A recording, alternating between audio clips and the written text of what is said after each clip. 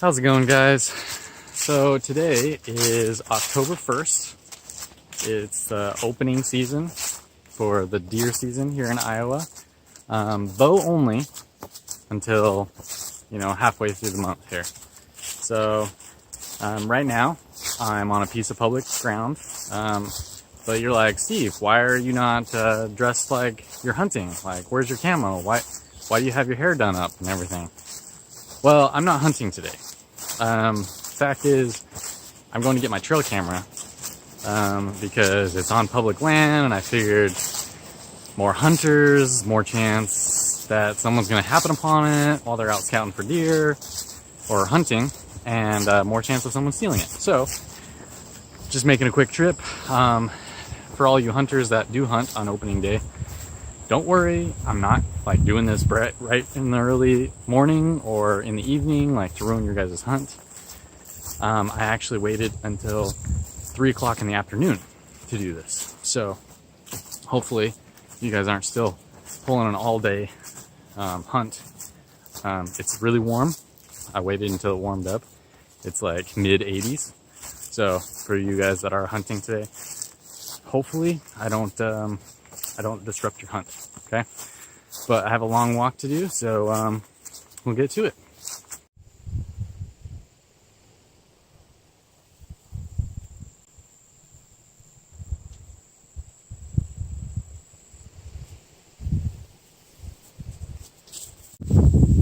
One of the reasons I chose this particular piece of public ground to scout out in the preseason and set up some trail cameras here is you'll notice it's got a lot of CRP. Like this whole area right here is all CRP. There's a lot of little ponds out here, really good watering spots. There's one here, there's one on the other side of this hill, and then we actually passed one down on the other side of that hill. So a lot of CRP right here. It's flanked on both sides with pretty dense woods over here. Over here, this stuff's a lot older, so once you break through that first initial boundary where it looks really dense, it opens really far. You could see a long ways, but this goes down to a creek, like way down in here where it gets dense again. So I put my trail cameras way back there, very far corner. I figured, hunters would be lazy and park right by the roads, but I went all the way to the far back corner for that one. I've had one over here by that dead tree. Parking lot is over there. So we walked up this hill. I had a trail camera here for a long time. I started getting regular hunters. So mid-September was when the squirrel and rabbit season opened up, and I was getting a lot of squirrel hunters popping up on my trail camera. So I pulled that one. Now we're gonna go pull that one.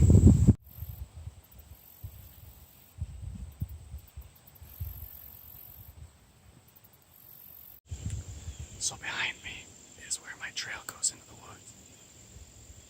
As you can see, it's a pretty large hole, probably man-made. I'm going to take you back in here a little bit, but very little video recording, okay?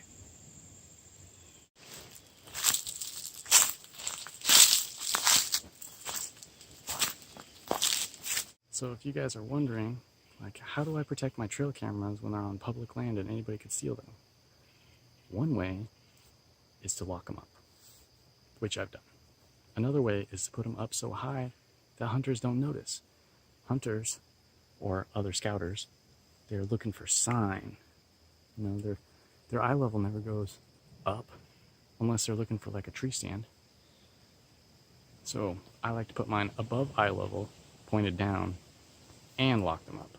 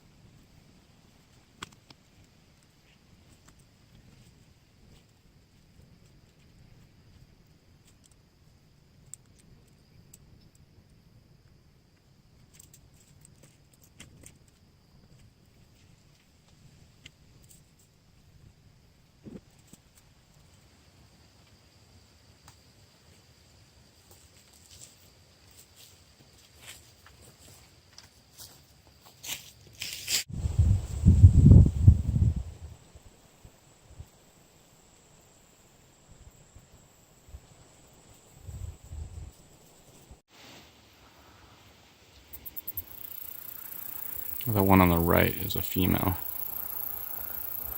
That one on the left is a male. Man, if this was spring, you would be so dead right now. Alright, so I know some of you may have some questions about why I used a rock climbing harness and just some rope and tubular webbing to climb up the tree instead of using a climbing stick. Well, truth is, I don't have money to spend on these fancy, ultra lightweight climbing sticks. And for me, this is the lightest option. So I have a bunch of rock climbing equipment, so that's what I use. No need to spend extra money on all this deer hunting stuff when, you just make do. And that's what I do. I mean, I want to be believable, I'm not sponsored by anything. I'm just out here. I'm a college kid going to school. I'm married. Yeah, times are tight. So I just try to save money wherever I can.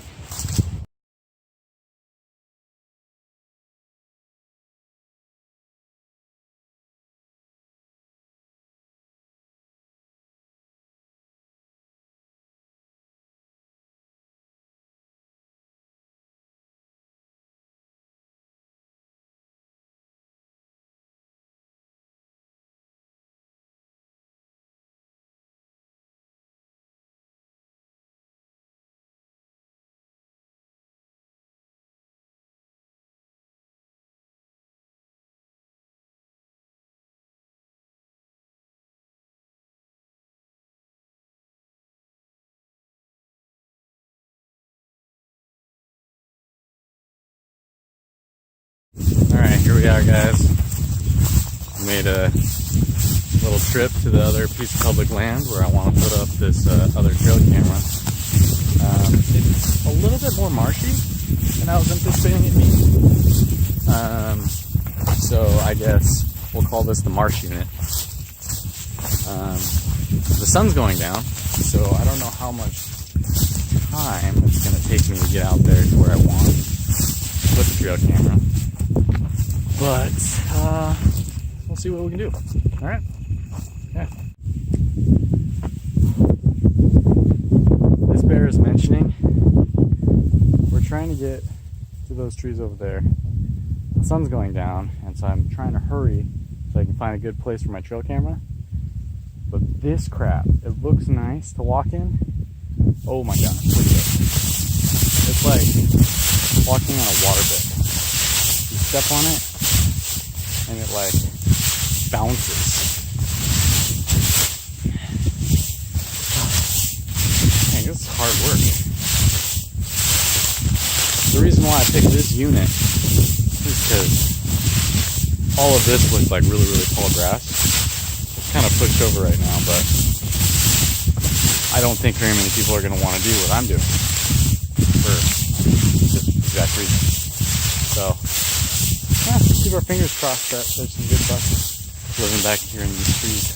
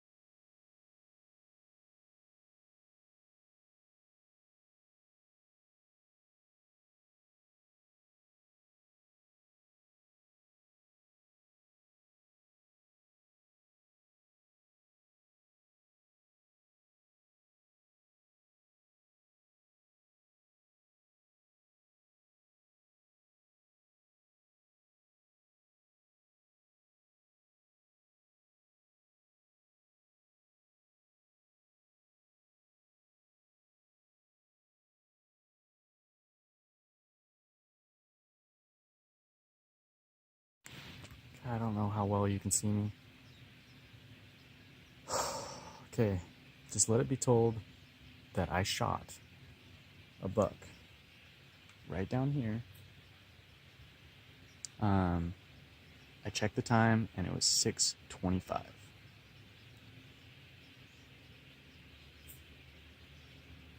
Time to get down and see if there's anything. It was really, really close range, so I should have hit him. I've had deer coming out all day. So I got in the tree stand a little after 4. I